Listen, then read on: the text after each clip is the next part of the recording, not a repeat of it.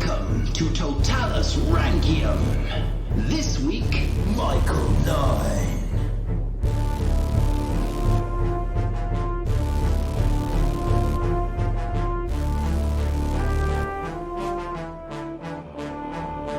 Hello, and welcome to Roman Empress Totalis Rankium. I am Jamie. And I'm Rob, and this is episode 162. It's Michael number 9. Number 9? 9. Oh no. Number 9. Oh no. I'm not living through that again. I've already listened to that song once. Are you saying that's not your favourite ever Beatles song? Is that what you're telling me? Yeah. Oh, it's an amazing song. Right, okay. Anyway, it is Michael number 9.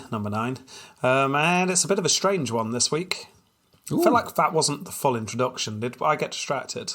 Ah, well. I can't remember. I'm sure if people have got to episode 162, they can figure out the introduction themselves. So, yeah. Anyway, Michael 9, strange one this week, Jamie, because obviously we have already covered his entire role. Yeah, pretty much. Yeah, well, in fact, completely. We covered Andronicus 2 in his long and, let's be honest, mediocre reign, and Michael 9 dies before his father.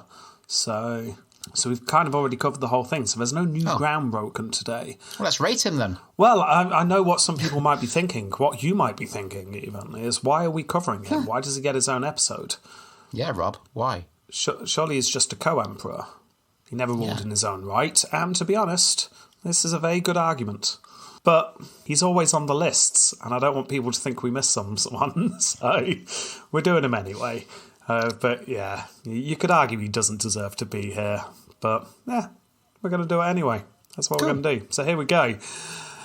We start, Jamie, on Easter Sunday in 1277.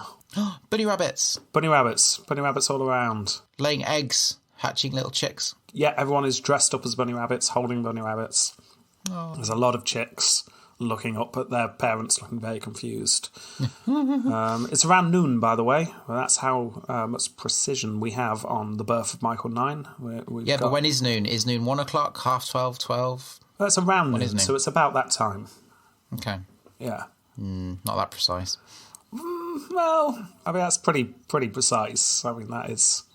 I didn't actually write the date down, but I know we've got the date. 17th, I think. I think it was the 17th. It was a Sunday. The month would obviously be April. April? Oh, day before my birthday. Is it? Yes, April the 17th, Jamie. It's the day before your birthday. How exciting. It is. It's the closest we've come. 162 episodes. We've never had someone dead on. It's the closest we've come. Obviously, the royal family made the most of a grandson of the Emperor Michael VIII being born on Easter Day. He was called Michael 9, and it was declared a miracle, Jamie. Why? It's a miracle. Why this time? No, because he was born on Easter Day. It's a miracle. Well, he had a 1 in 365 chance. I mean... Well, I thought exactly this, and so I did some research. I looked up the Orthodox Wikipedia, just in case the Orthodox Church has a different definition to the one I'm used to, being miracles.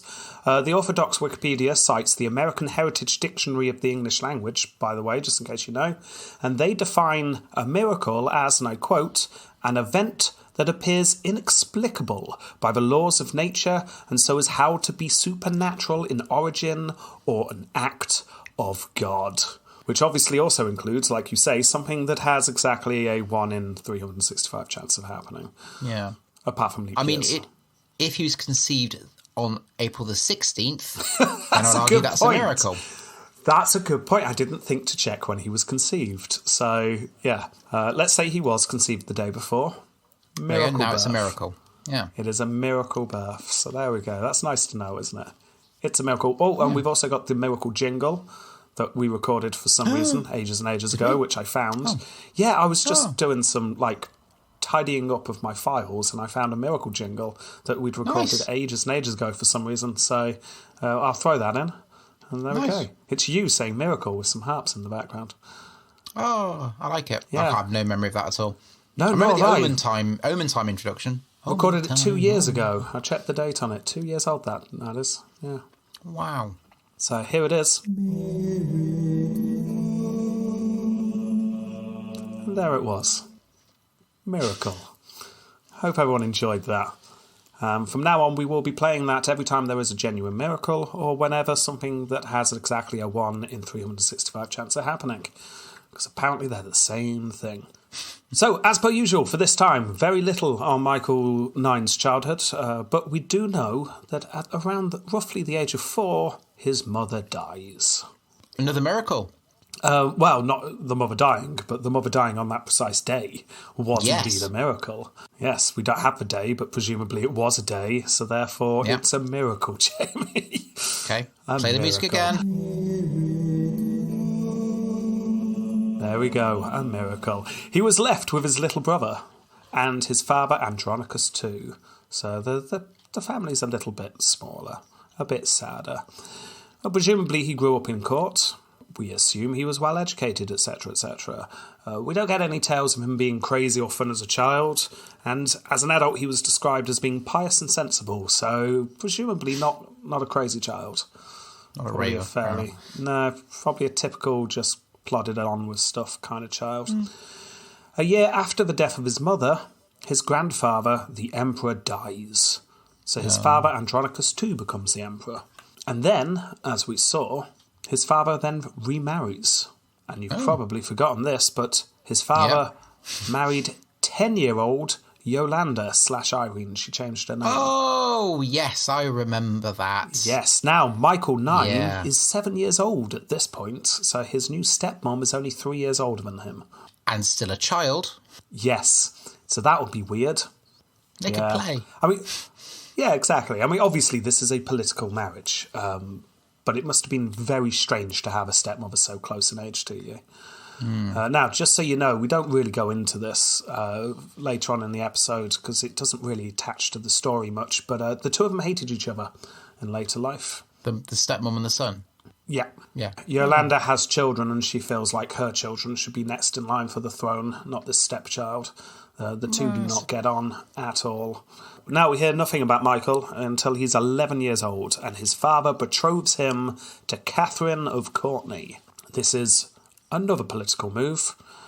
Catherine was the Latin Empress of Constantinople in exile. Or in other words, you know how they kicked the Latin Empire out of Constantinople? Yeah. Well, she's now in charge, in theory, but she's not there, so she's in exile.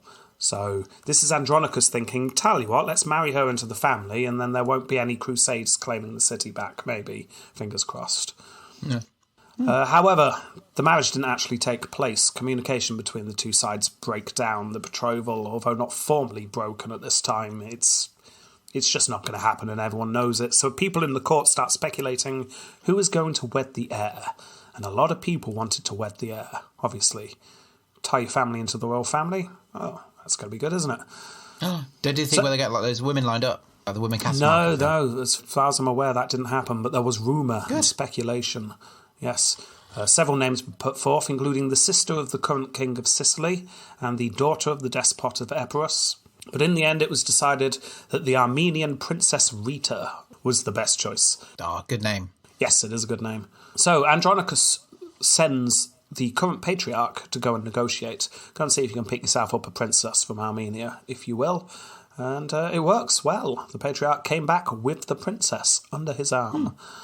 Not literally, I hope. This is beside the point, but I just found this out whilst doing my research and it was interesting. Rita was the daughter of King Leo II of Armenia and his wife Karen. Karen, not sounding like an old name, but it is. It's spelt it with an E, so it's more like Kieran, but it looks like Karen to me. Anyway, they had children to spare because guess how many children they had together? 385. Not quite. 16, Jamie. 16 children. And Wow, that's a They all miracle. belong to the two of them. It is a miracle. Quick, play the jingle. 16 children. And only 4 of them died at an early age. So, yeah. So 12 left? That's not 12 bad. left. They had children to spare, so they were more than happy to ship off Rita. Go and be the daughter-in-law of the Roman emperor and wife to the heir, so that's great. The two get married in January of 1294. Another And then miracle. a couple of months later, A couple of months later, just to make sure succession was secure, Michael IX is crowned in the Hagia Sophia. So there you go. He is now co-emperor. He's got a wife. Everything's good. And all by the age of 8. It's quite amazing. Not quite 8. He's 17 at this point. All right. Yeah, so young. Now, just to keep you grounded in the now, where we are in the story, let's just sum up what's going on in the wider world very briefly for you. Now, if you remember, his father is fighting with the church at this point. The church has been split into factions after they joined and then split with the Western church. Or the Arsenites are trying to take over and it's not working. Arsenites. The economy is tanking, and simply taking back the capital had not solved all the problems in the empire, and now payments were due for all the effort of fighting Charles of Anjou, which we covered a couple of episodes ago. Rob, you're reading today's headlines about the UK. Yes, I am. Sorry about that. Yeah, so things aren't going well. The forces of the empire, so the army and the navy, were all just being ripped apart to save money. Also, the sack of Baghdad has just taken place, so I say that. About 40 years ago it took place. And that meant an influx of powerful Turkish families had moved into the power vacuum left from the Mongols, also destroying the Sultanate of Rum. So Anatolia is now having a lot of powerful Turks move in. And they want to spread their love. just themselves about a bit. Yeah. A bit of elbow room for them. So to the west, the empire of the Bulgars is also starting to unite against their Mongol invaders, and soon they will be stronger than they had been in a while. And as for the rest of Greece, well, that's all a bit of a mess right now, and it doesn't really come into the story of Michael too much, so I'm just going to leave that bit. Okay. But to sum up, the empire's a mess, it's poor, and you've got the Turks to the right and you've got the Bulgars to the left. Both of them looking quite strong. Got it. And Michael IX is young, he's married, and he's raring to go. He wants to make a good start. He wants to impress. So where first? Well, his dad's running the actual empire, so he best get on with succession. He starts making a family. It's his duty. And they soon have 4 children. Make a note of these children. They do come back into the story. I'm on a computer, for goodness sake. He's scrabbling for a pen. Yep, like an animal. Okay, so first of all, the first child to be born was Andronicus III. That's job done, we have a successor. If you're paying attention, and you remember last episode, you'll remember he will be our next emperor. He, at the end of last episode, had a big falling out with his granddad. Well, we all do. After Andronicus III was the younger brother, Manuel. Ah. Yes. Hello, monsieur. After Manuel, we have the eldest daughter, Anna, and then finally we have the younger daughter, Theodora. Now, they weren't all born at this time, but just for ease of explaining it to you, just know that's the family. A lovely It was a family. miracle, all born at the same time. Miracle. So Miracle. There's your family. They seem like a nice family, don't they? Do you want to guess who lasts the longest? Andronicus? Andronicus III? Yeah. Okay, we'll see. We'll see, shall we? No, wait, Anna. No, wait, Theodora. No, wait, the other one. Manuel. We will see. Right, I've hedged okay. my bets, I'm saying all of them. Hey, I think they die at the same time. It's a landslide. You didn't mention the mother, Yeah, but you didn't mention... What was her name again? Rita. Oh, yeah, Rita. I'll add her to the list. Rita. So that's the family. We'll see what happens to the family. But right now, we need to, and so does Michael, pay attention to the Empire because it's in trouble. The Turks are attacking the eastern frontier. And due to reasons we covered last time, the Empire was running out of generals. Michael's uncle, Constantine, was found plotting against his father, Andronicus II, so he was thrown in prison. And then their top general, Alexius, was also caught, plotting treason, so he was blinded. And after Alexius, there was a general called John Trachonites. He was put in charge. He was actually pretty good. He was competent.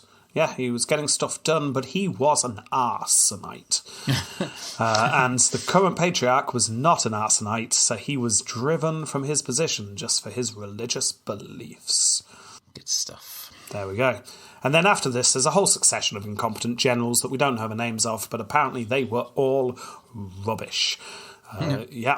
Corruption and ineptitude essentially meant that the meagre troops that they did have on the eastern frontier were useless. So, out of options, Andronicus decides to put his son, Michael IX, in charge of the troops. There's no way he was going to be treasonous. He's my son. As for inept, well, let's hope he's not. I mean, he has no experience. He's only 18. Yeah, I'm sure he'll be fine. To be fair, we've skipped a bit. He's a bit older now. He's in his mid-20s, if I remember correctly, at this point. Right. So this is the first taste of war for the co-emperor, and it's also against one of the smallest Turkish factions in the area. So hopefully it won't be too hard. In fact, it's not even an army. It's just a group of settlers. It's just a group of people being led by someone called Othman I, who would be the founder of something called the Ottoman Empire. So I'm sure this won't go anywhere. They're the smallest faction. It'll be fine. Absolutely fine. Michael is keen to prove himself. He's got about 15,000 troops. That's a lot. That sounds good. However, 10,000 of them were Alan. Alan! Yeah. Big chorus of yes. Yeah, the Alans had fled the Mongols, and they'd arrived in... Oh no, I am quite scared. I need to run away. Yeah, and then they turned up at Constantinople. And I feel I'm now safe. Yeah. And Andronicus said, OK, of course you can stay, but you've got to go and fight in the army whilst your family stay here. How about that? I'd really prefer not to, if that is up to me, sir. Well, you've got no choice. Here's your pocket protector, off you go. Splendid. So, 10,000 Alans and around 5,000 Roman troops. Just so you know, the Alans were not happy working for the Romans. They saw the Roman generals as being effeminate and just not very tough on the battlefield. Where are your pocket protectors, eh? Exactly. I can only assume that they saw the Roman generals with ink stains all over their pockets, and they were not impressed. An absolute travesty. Yeah, so you've got some unruly Alans who are only there for money, and you've got about 5,000 of your own troops. Michael found that the Alans did not obey his orders to not loot the land that they were protecting. He was really struggling. They just want the pens. Well, exactly. They want the station. They're in there. And it's so easy to lose a pen, and then you just want another one, and yeah. So Michael is trying to keep the Alans in order, but it's just not really working. He was worried they weren't going to stay loyal, but there's not much he can do. And then in spring of 1302, he approached the enemy. 1302? Yeah, we're in 1302 now, Jamie. We've hit the 1300s. That's insane. We're only a couple of hundred years away from the Tudors, Jamie. Wow. Yeah. Who's the King of England right now? I know. Henry III. Henry III? Henry III! Wow. Hang on, let me just double check that. Have I got that right? No, it's not. It's Edward I. Edward I, Eddie. Ali's favourite. Aha! Welcome into the Edward Zone. Life will never be quite the same after this, chap, so buckle up, because this stuff's about to get Rexy. Anyway, do him justice, chaps. I know you will. Or even if you're not doing him. Oh no, it's Totalis Rankin, isn't it? If you mention him, just be fair. Give him the Rex factor. All right, cheers, bye. Anyway, the fact is, it's 1303. No, it's not. It's 1302. And Michael's approaching the Turks. He doesn't want to attack first. The Ottomans have a good defensive position. They're all sort of hid up on the highland. So Michael's not an idiot. He's going to stay where he is, try and draw the Turks down onto lower land, even footing. Attacking seemed like a bad idea, so he bided his time, he waited, he studied, he thought, he plotted, and he was in the middle of stroking his chin, probably, in the middle of just popping another line on his blackboard of plans, when all of a sudden the Ottomans descended from the hills and swarmed him. Oh no. Yeah. Charge, they said. No.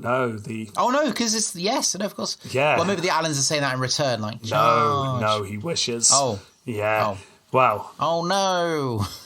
Well, Michael orders his men to form up for battle, but his fears were correct. His men panicked and fled. I'll quote here. Ours did not even see how great the number of the enemy was. Cowardice happened to them. What happens to drunkards? Drunkards see not what is really in front of them, but imagines that it's something else. Before the enemy had time to attack, they themselves were running away from their cowardice. So, To be fair, I am quite drunk right now. yeah, all the Allans legged it, and then all the Roman troops saw the Allans legging it, so they legged it, and Michael was forced to flee. That's He annoying. fled to a nearby fortress of Magnesia, which is a cool name for a fortress. In brackets, Bilkov. The lands that he was sent to defend were just torn to pieces, and we're right in the upper left of Anatolia here. We're right up against Constantinople. This is very close to home, and the whole land is being ravaged by the Turks. And Michael, to be fair to him, he didn't give up immediately. He and what many had left followed the Ottomans around for a bit, but they were too weak to fight, and they couldn't really do anything. And after a year of getting nowhere, Michael becomes very ill, seriously ill. Most assumed he was going to die. The illness, whatever it was, we don't know, lasted until 1303, so he was ill for a good solid few months here. Rita joined him for most of that time. So his wife came, so presumably the kids came as well. But to the surprise of many, Michael actually pulled through. He made a slow recovery. And then in the start of 1304, he was well enough to return to the capital. It's a long illness. Oh, yeah. He'd not succeeded. He'd left hoping he would return with military glory under his belt. But no, all he has under his belt, he checked as he was walking back, all there is humiliation and defeat. Oh. You don't want that under your belt. You don't. No. That's where you keep important things. Yeah, exactly. And when he returned, he learnt two things. Actually, this isn't true. This is dramatic flair, Jamie. He says, because he wasn't, completely out of it when he was ill, so he would have learnt these things as they were happening. But just to keep the episode moving at a pace, let's say he learnt them upon his return to the capital in dramatic style, shall we? Number one, the Bulgars had united, kicked out the Mongols, and now were trying to take Thrace under their new king. Ooh. So that's the western border of the empire under threat as well. And number two, the roguish knight Roger de Fleur had been employed by his father to fight out in the east in his stead. Oh, that's a demotion. Yeah, that's not good, is it? That's embarrassing. No. Yeah, actually, there is a story that Roger de Fleur turned up where Michael was ill, and Michael just refused to see him. But we don't know if that's true. And if he did, maybe it was because he was ill. So, like I say, Michael would have known this as it was happening. But let's say he got back to the capital and it was all laid out in front of him. So Roger's out fighting in the east. Michael, what you need to do, said his father, is go and push back the Bulgars. So, Michael heads out once more, but to the west this time. And this time, to be fair, he was more successful. There were no major battles to begin with, but many of the fortresses that the Bulgars had taken fell back within Roman hands, or into Roman hands even. Many skirmishes took place, and Michael seems to have won enough of them that people were happy with him. We know that the Patriarch at one point was singing his praises back in the capital, so he was obviously doing a good enough job, probably. Yeah. Good enough-ish. Yeah, but a major battle could not be avoided forever, and eventually the Romans and the Bulgars come to blows. We're now in late 1304, and this is the Battle of Scaphoda, named after the river Scaphoda. In fact, it was named after the river that the battle took place next to /over/in. Oh, cool. So, yeah, it's very rivery themed, as you'll see. So, on one side, you've got Michael with roughly 10,000 men. Again, you've got a whole bunch of Alans in there. And on the other side, you've got Theodore Svetoslav. He is the new Bulgarian king, and he's got about 8,000 men, so fairly even. Yeah. However, just know that Bulgarian force is a united force that have been winning a lot recently. And Michael's still with his Alans that keep running away from everyone. So, also, I have a very clear image of the Bulgarian army wearing, rubber rings and armbands. All of them with their life-saving badges sewn into their uniforms. They'd spent the previous 6 months jumping into swimming pools in their pyjamas, trying to pick up bricks. Yeah, exactly. Yeah, no, you've got that about right. So you've got the two sides lined up, the battle. The river is behind the Bulgars, and the two lines are facing each other. I mean, generally, the Bulgars are not where you'd want to be. You don't want a river behind you, do you? No, you don't want to get pushed into it. Yeah, exactly. We've seen this many times before. If you line up with a river behind you, that's some trouble right there. And they start the fight. The Romans start off very well. They start pushing the Bulgars back towards the river, and in fact, this is going really well. The Bulgars break, and they turn and they flee towards the river, and they flee over the bridge. There is a bridge. Ah. Yeah. The Romans, really happy about this, start chasing after them. This sounds like a trap. What on earth makes you think that? It's all the crocodiles and stuff. Well, the Roman forces follow, and they cross the bridge, and the bridge starts to make some very worrying noises.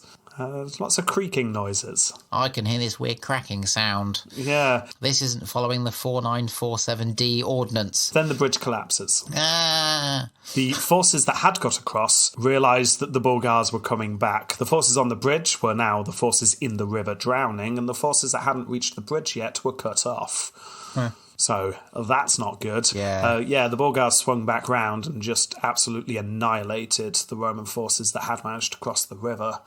Michael lost over half of his men, utterly crushed.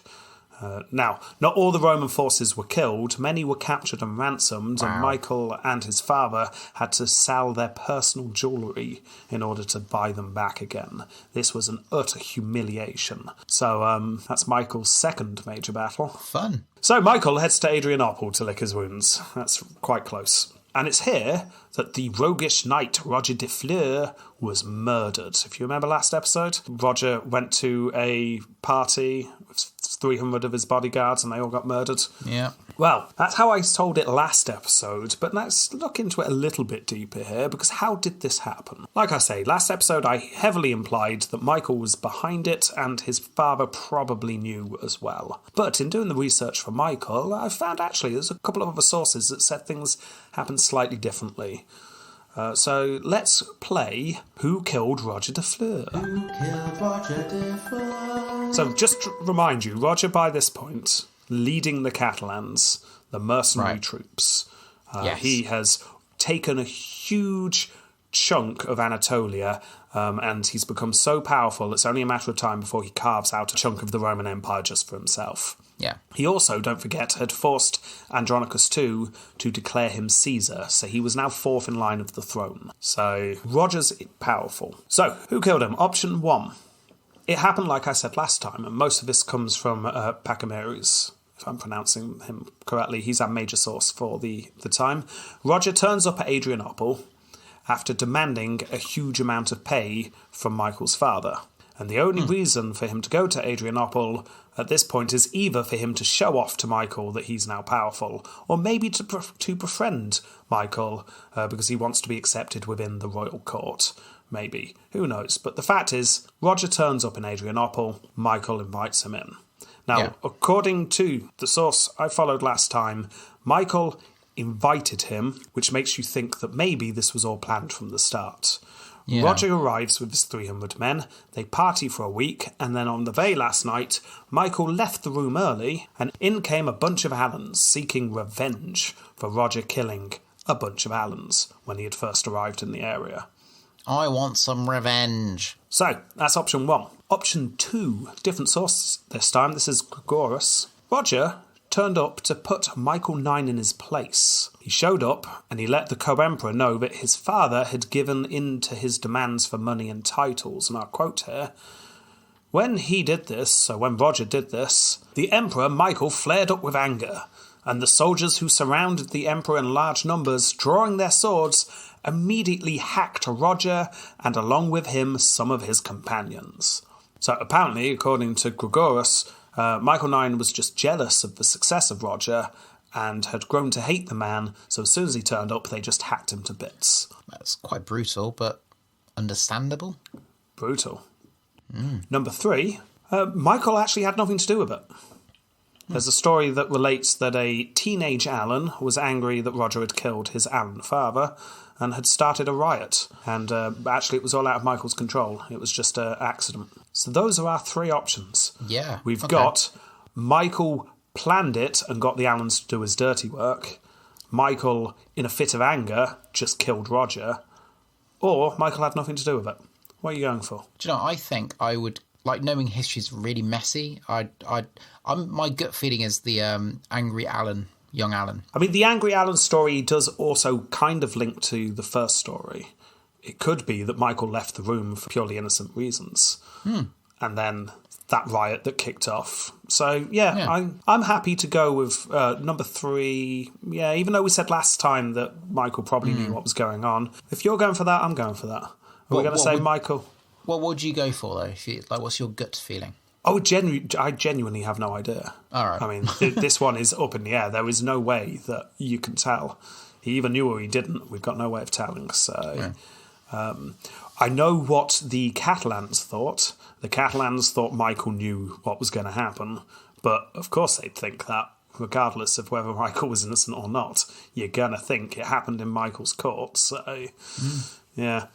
Okay, well, let's say he's innocent of that, then. That was nice of us, wasn't it? But whatever happened, the result's the same. Roger's dead and the Catalans are furious. A new Catalan leader soon emerged. This was Bernat de Rochefort. These are incredibly French names for a Catalan region. I don't know, maybe I should have said that in a Spanish accent. And it would have sounded more Spanish. Anyway, Bernat sent word to Michael's father, the Emperor, with 3 words. This means war. That's not a direct quote, by the way. Maybe it was more than 3 words, but that was the essence of the message. We think you did this on purpose. We are now going to make you pay. Andronicus too attempted to say, no, this was nothing to do with us. This was an accident, but it fell on deaf ears. The Catalans, numbering around 5,000 at this point, by the way, but this is 5,000 knights, seriously good soldiers. They also brought on board 500 Turkish warriors, just for fun, and start ransacking Thrace. Yeah. So the Bulgars were still trying to take over the area, and now you've got the Catalans and some Turks in there as well. So that's all a mess. It is. Yeah, and Michael's meant to be sorting it out, and he can't. I mean, he quickly rounds up as many troops as he can. He was able to get, and the numbers are all over the place here, anything between 6,000 and 60,000. But that second number seems far, far, far too high. Yeah, that's a lot. It's most likely around 10,000 men, because that's what he was sort of mustering up before. What are you looking up? I can tell by the sudden light on your face and your scanning. Yeah, no, sorry, it's a bit... We're about 30 years away from when A Knight's Tale was set. Oh, wow. Yeah. Sorry, Good it's just fact. very interesting. So, Chaucer's probably not born yet, but he will be soon. Tell you what, I try and remember. What year is A Knight's Tale set? What's it? Edward of Woodstock, which just sounds brilliant. It's just generally 14th century, so it could be any time in that. Well, we'll make sure to mention when A Knight's Tale takes place. Yeah, Prince Edward. So it's Prince Edward. Sorry, I'll stop getting so distracted. So Michael's got to sort this out. Thrace is meant to be the area he's sorting out, and at the moment it is a mess. So he rounds up his troops. So like I say, he gets maybe around 10,000 men. So he's doubling, probably, easily, the Catalans. But the problem is, the 5,000 Catalans are all knights that have made a living out of not dying in battle. They were very good at not dying in battle. So, the two sides meet. Are we in that time period where it's like knights in shining armour, where they wear proper full plate armour now? Yeah, we're there now, Jamie. Oh, that's so cool. It is very cool, isn't it? But these are Spanish knights. So red and yellow armour. Yes. Yeah, and just cool accents. Yeah. And little holes in the visors for their small cigarettes. Yeah. So the two sides meet. Michael puts his Alans to his left and some Thracians he's rounded up to his right. And the bulk I am stuck in the middle with you. Well, yeah, he's in the middle with the bulk of his cavalry and his infantry in the middle. Now, opposite him, the Catalans set up in the middle, and they just put the handful of Turks they've got either side. The two sides line up against each other, and then with a cry of Aragon, St. George, the Catalans attack. Only they say that in a cool Spanish accent. Aragon, St. George, attack. Yeah, exactly. When you mean to shout it, you just like whisper it While taking a Yeah. drag off his cigarette. just in a husky whisper. He then flicks his cigarette to the floor where it lights the beacon that starts their charge up. That's how cool it was. Guess what the Allans do? Run away? Yeah, the Allans run away. Oh, run and away. as soon as the Allans run away, then the Thracians run away, and then the rest of the Roman troops run away. Well, it's just such a cool charge, you would. Well, Michael doesn't. Michael stays. Oh. Michael looks around him, despairs that all his forces are running away. He turns to the 100 or so men around him who hadn't fled, because they're by the Emperor, so they probably shouldn't. And we've got a quote here. He says, "Gentlemen, now is the time when death is better than life, and life is worse than death. Charge!" So it's essentially saying, if you want a job done well, do it yourself. Yeah. According to Gregorus, Michael single-handedly charges at the Catalans. With his 100 guards staying behind slightly. Well, you do. You really do get that big train sketch where the general charges off on his own. That's what I had in my head. But apparently, some of his bodyguard go with him. Obviously, that's what they need to do. But it is a small number. We're talking it's like everyone else is running away, and you've got the Emperor and a few men charging towards them. This caused some confusion amongst the Catalan troops, apparently. What is this? So what do you think's going to happen? They run him through. Well, yeah, we're not in fantasy land here, we're in history. And what happens to a leader who rushes bravely at the enemy? Well, he gets chopped to pieces. But actually, he doesn't get chopped to pieces, but his horse gets shot from under him. Ooh. His horse is filled with arrows, falls on the floor, dying, and obviously he tumbles onto the battleground floor, where he stands up and shouts, a horse, a kingdom for my horse." And then one of his bodyguards gives him one of his horses. While he runs away. The Emperor jumps on this brand new horse and then realises this isn't going to work, so he just legs it, basically. He gallops away. Yeah, the bodyguard, by the way, it is recorded what happens to him. He is chopped down almost immediately. Aww. So he gave his life for the Emperor. So amazingly, despite almost single-handedly charging at the enemy, Michael lives to fight another day. Wow. Yeah, he manages to get to a nearby fort and was soon joined by his father, who told him off in no uncertain terms. "What the hell do you think you're playing at, charging at the enemy single-handedly? You're the heir. You can't get killed." Yeah. Because then we've got, your young son, and he's grown up to be a bit of an idiot. So, Yeah. not impressed, Michael. So, there's nothing they can do for now. Thrace is being ransacked by the Catalans, by the Bulgars. It's all just a mess. Fortunately for the Romans, however, internal problems after the death of Roger de Fleur meant that the Catalan force gradually dwindle. It breaks into factions, and they do actually just eventually go away. So that's nice. But the same can't be said for the Bulgars. Something needs to be done about them, and fighting them didn't work last time. But the Emperor Andronicus too has a good idea. He goes to Michael and says, "Michael, son," and he puts his hand on his shoulder, "your youngest daughter, Theodora, what's she up to at the moment?" Play with Lego, I think, sir. "Well, we're going to wed her to Svetoslav, the Bulgarian king." Our mortal enemy? Yes, the man who humiliated you in battle a couple of years ago. That's the one. So that'll be fun, won't it? Yeah. Oh, and by the way, you'll give her away at the wedding. Yes, we don't get an account of what the wedding was like, which is a shame, but I'm guessing Awkward. Michael probably wasn't too impressed. I bet they had to sit next to each other at the same table as well. Bet they did. Fighting with their spoons, trying to no, I've got some... Reenacting the battle using breadsticks and stuff. See, if I'd have done Svetoslav. this, you'd have knocked you clean off your horse. Yeah. Svetoslav going in detail exactly how he had predicted every move of Michael's and why Michael was never going to win. And then Svetoslav just picks up one of his thin breadsticks and just snaps it with his thumb. "That's you." And then he just takes Michael's daughter's hand and they walk out together. And Michael's left sat there with a broken breadstick. And soup all over the table. But the problems aren't over. The Turks who the Catalans had invited over to Thrace, they hadn't disappeared. So there was still a Turkish raiding party in Thrace, and they had just been raiding with impunity. In fact, those Turks had so much loot now, they wanted to go home. They physically couldn't loot anymore.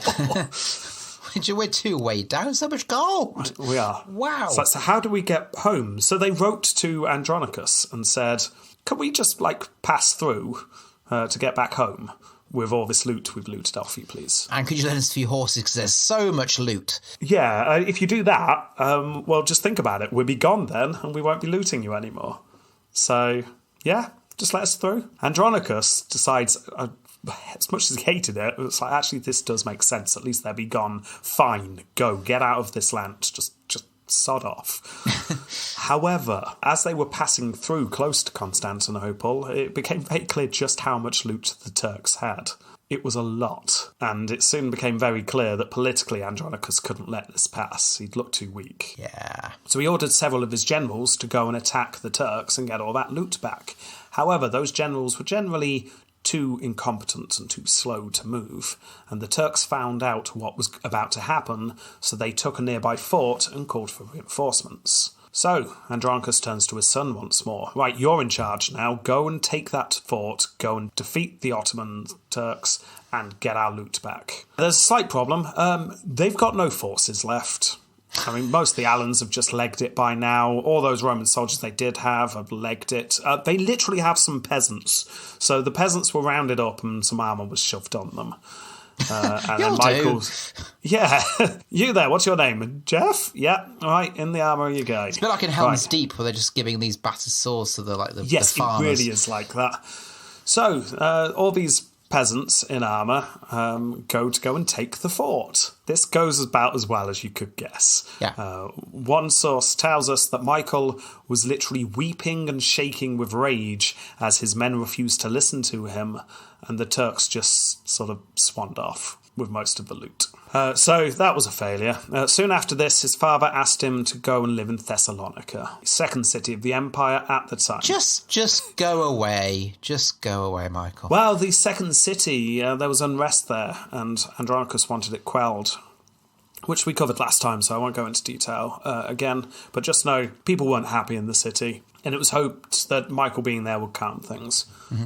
What we didn't cover last time is that there was a prophecy going around at this point, that Michael would die in Thessalonica. But it wasn't Michael who died. Oh. Have you got that little list of family back? Yes. Yes. So what happened to Theodora? Married off?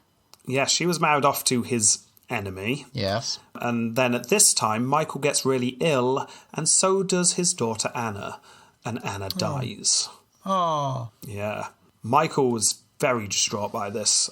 He was apparently very close to his daughter Anna, so he was not only very ill, but very upset that his daughter's dead. And then some more news reaches Michael. His eldest son, Andronicus III, had accidentally set an assassin on his youngest son, Manuel. Accidentally? Yeah.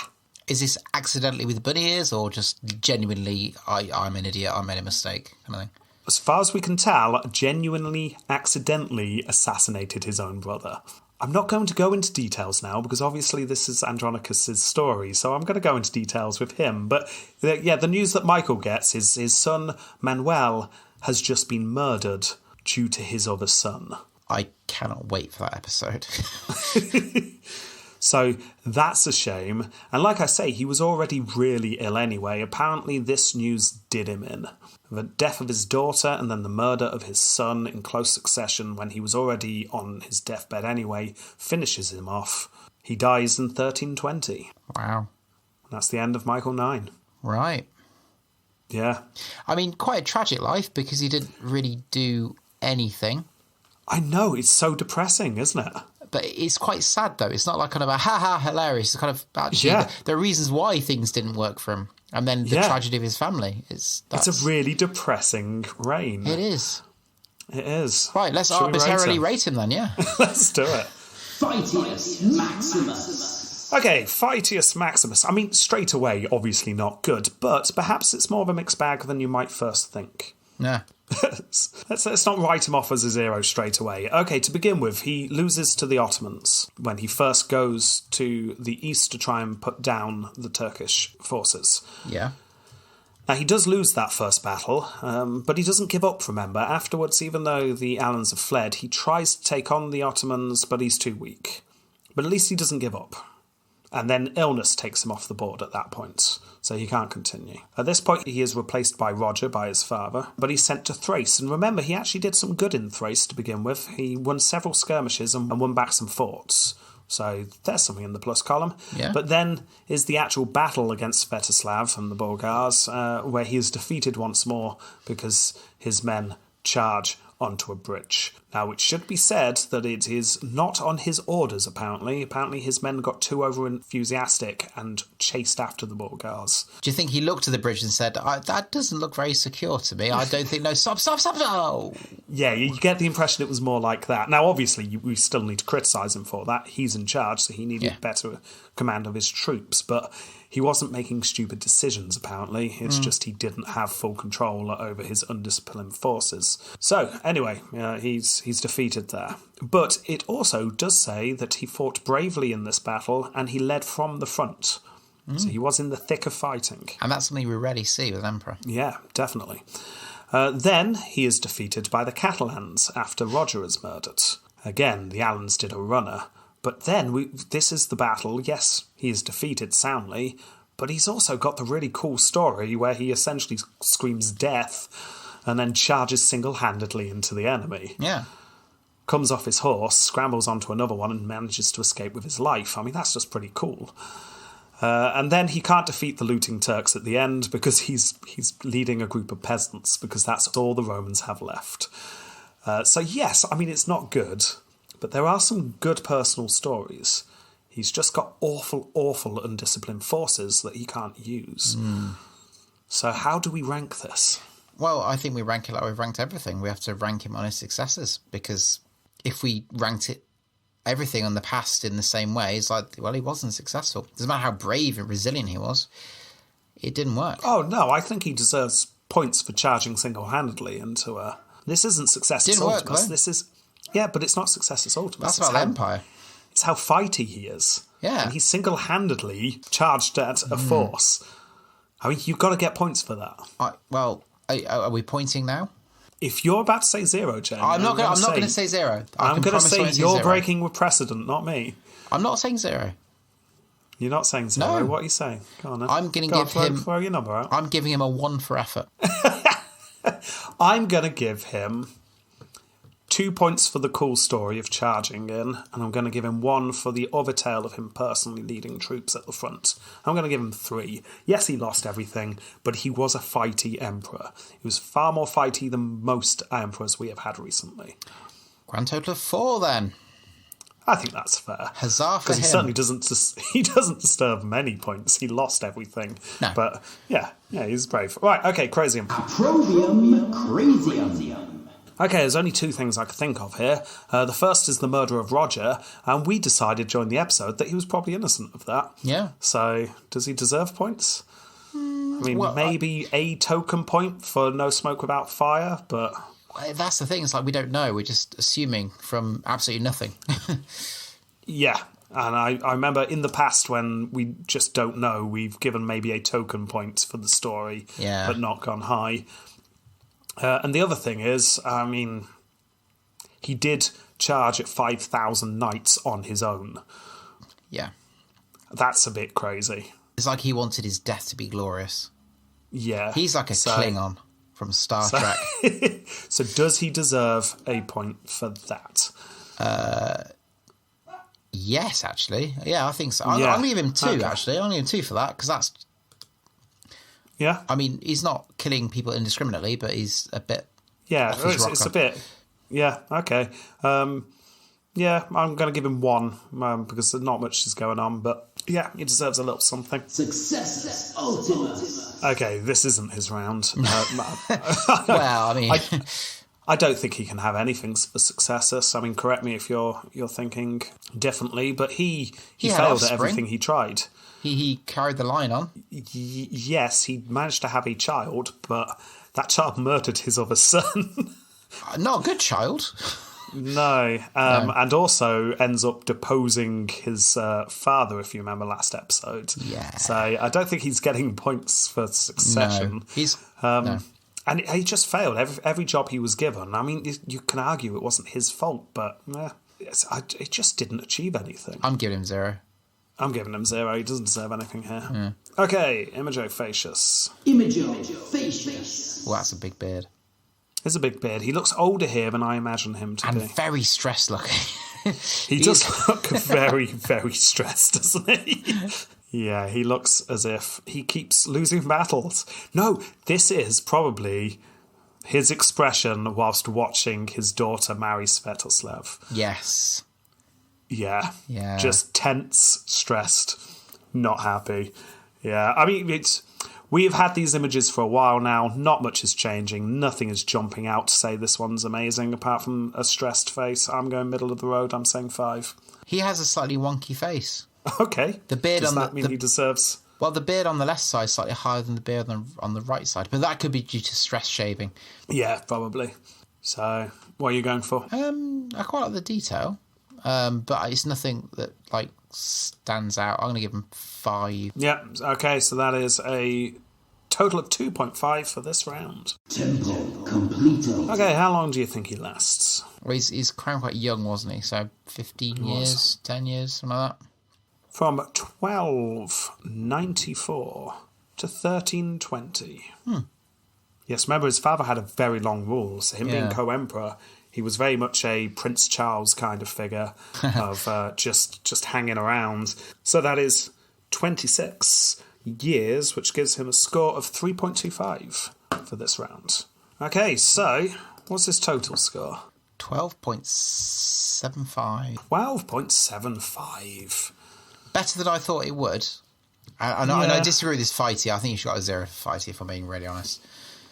How many times have you charged against 500 fighting knights? 5,000, sorry, Jamie. 5,000 knights. When was the last time you charged against 5,000 knights? But he wasn't successful with it. He didn't win a battle because of it. He lost and killed his favourite bodyguard. But he Called survived. Leon. Poor Leon. No one remembers Leon in history. They'll think of, Michael 9. He charged 5,000 knights and lived to tell the tale, and you're not giving him a single fighty point for that. No, because it was a stupid decision to make, and his dad told him off afterwards. Your God, yeah, it was stupid. Yes. That's why he's not getting points for successes and why he got some points for being crazy. But it's also fighty. But Okay, it's not, 'cause I'm he didn't throwing out fight. to the He jumped on a listeners. horse and ran away. Listeners, who's right here and who's wrong? Yeah. Yeah. Well, they We'll all know see. it's me. They all know it's me. Well, tell you what, underneath this week's episode on Facebook, just let us know who's right, me or Jamie, about whether he deserved some token points for fighty. And next episode, we will reveal that the listeners are with me, Jamie. Yeah, but you've what got we'll such a reveal. silky smooth voice. It's not fair. I with my nasally voice, I can't compete with you. Tell you what, I'll give you 20 seconds to convince everyone in your silkiest voice. Off you go. So, ladies and gentlemen, he didn't actually do any fighting, and any fighting he did was horrendously disappointing. He made stupid decisions. Yes, you could argue it as a point of his circumstance, however, it didn't work. Remember to add some bass to it and get rid of the nasal sound. Okay, I'll do that. Right. Anyway, okay, we've got one more question to say no to. Do they have a certain je ne Caesar? Nope. Obviously not. No, definitely not. Yeah, I've already forgotten who he is. Right, okay, that was whoever it was, 9. Who scored higher than maybe some people would have thought. But we are about to enter the period of history known as the Paleologos Civil Wars. Ooh, that sounds fun. It's all about to get a bit messy, Jamie. Yeah. In fact, quite a lot messy, as in the messiest it's ever been, I think. There is a very good chance that we are going to be doing John 6 before John 5. that level of messiness. Yeah, Wow, yeah, okay. exactly. Yeah, so we will see what's going to happen. But it's going to be a good, fun period of time to cover. So look forward to that. And thank you very much for all of you listening. And thank you for downloading us on Podbean, iTunes, Stitcher, Amazon Prime, or wherever you enjoy this podcast, if you enjoy it. That was very presumptuous of me. And if you do enjoy it and you want to support the podcast, feel free to go and join our Patreon. Because if you do, then you get all sorts of goodies. You get Extra all episodes. You get all of our bonus episodes from the Roman Republic episodes, but also the Founding Fathers episodes. We're 6 episodes into Alexander Hamilton now, which is very exciting. Plus, It never ends. you get all of our 4th week episodes, which is just us doing whatever we feel like every now and again. And occasionally we release things like our Intelligent Speech episode that we did, which is, we've recently released the episode where we talked to the Rex Factor and Pontifex about podcasting, which was very fun. So if you fancy it and you want to support us, that would be greatly appreciated. Should we say what's coming out on our latest 4th week? Yes, go on. And what is coming out next? Me and Rob re-listened to Didius Julianus. Oh, yes, we did. And it feels like one of these reaction things. That we call it a commentary. We're commentating on our episode, and it's quite fun. I've forgotten how funny it was, actually. Yes, it was a good episode to re-listen to. So, yeah, if you want to hear a commentary of a podcast, then join our Patreon. Right, okay, thank you very much then. And until next time, all that needs to be said is... Fighty should have been 0. Goodbye. Goodbye.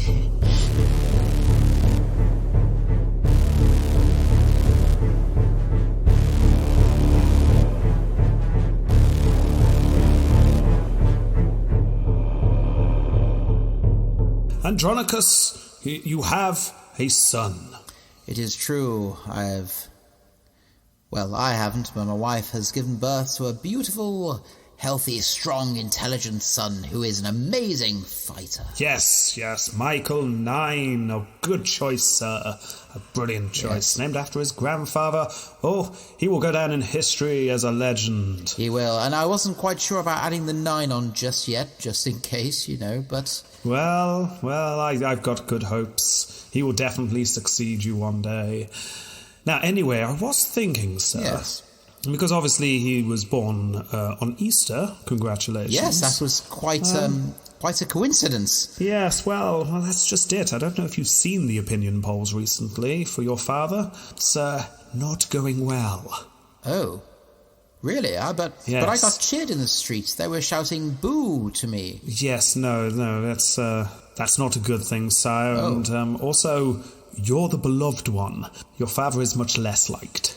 So, I was just wondering if we could use this somehow. I mean, after all, your father's opinion polls are the worst ever recorded since polls have begun. So, anything we can use to just, push that up a bit would be wonderful. What's his percentage ranking? It's not as low as 9%, is it? Because that'd be embarrassing for a leader of a country. Astonishingly low. A leader of a country with that low percentage... Embarrassing. So anyway, we're going to use something to boost it, and I'm thinking this, right? Stick with me here. Okay. I'm thinking miracle birth.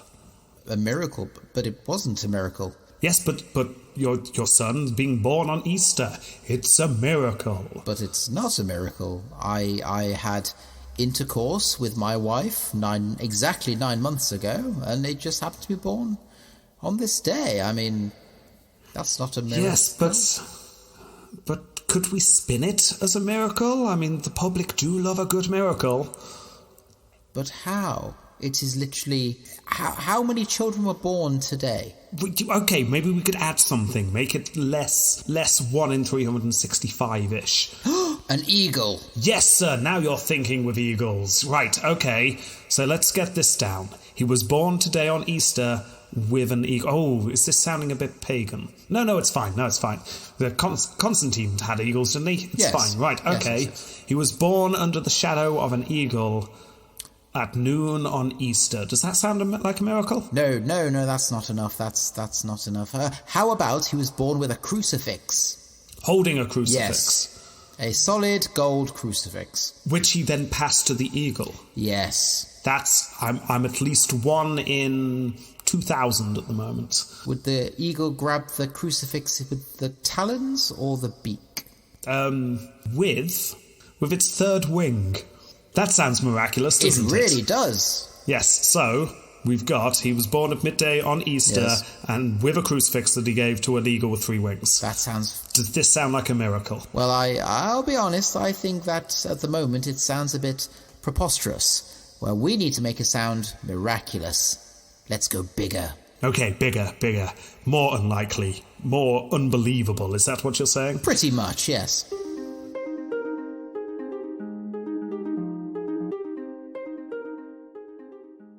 Right, okay, so what we've got so far, he was born at noon on Easter Day. He was holding a crucifix, which he gave to an eagle with 3 wings, Yes. which was riding an elephant, Yes.